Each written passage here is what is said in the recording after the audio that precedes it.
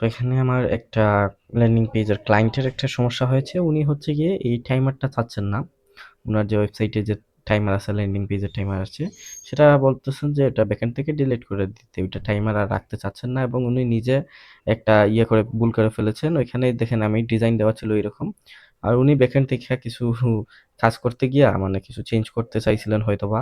ওইখান থেকে এই দেখেন এখানে একটা এগুলা চেঞ্জ করে ফেলছেন। তো এগুলা বলছেন যে এগুলা ঠিক করে দেওয়ার জন্য। তো এখন আমি এটা স্ক্রিন রেকর্ড করে আমি সরাসরি এখন এগুলা চেঞ্জ করে দিব উনাকে।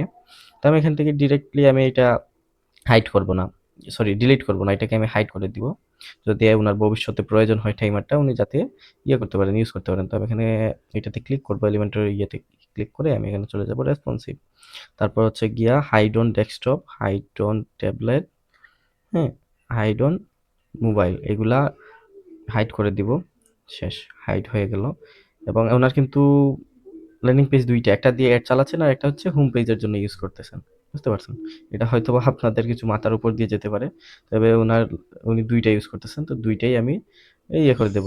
হাইড করে দিব, রেসপন্সিভ থেকে হাইড করে দেব। রেসপন্সিভ থেকে হাইড করে পাবলিশ করব।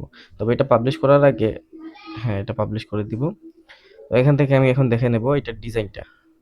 আমি যে এখানে যে ডিজাইন করেছি সেটার মানে সিস্টেমটা আমি আমি আপনাদেরকে দেখাই স্টেপ বাই স্টেপ।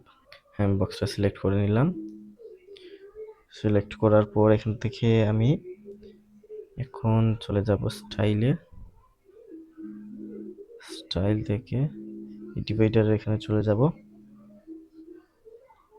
ডিভাইডার থেকে এখানে যেটা আছে, হ্যাঁ, টপ না, আমি বটমে চলে যাব। বটম, এই দেখেন বটমের আর আমার সবকিছু ঠিক আছে। আমি এখন পাবলিশ করে দিব। উনি এখন আমাকে কল দিচ্ছেন হোয়াটসঅ্যাপে। তো আমি এখানে পাবলিশ করে দিলেই সবকিছু ঠিক হয়ে যাবে। এখন আমি রিলোড দিচ্ছি।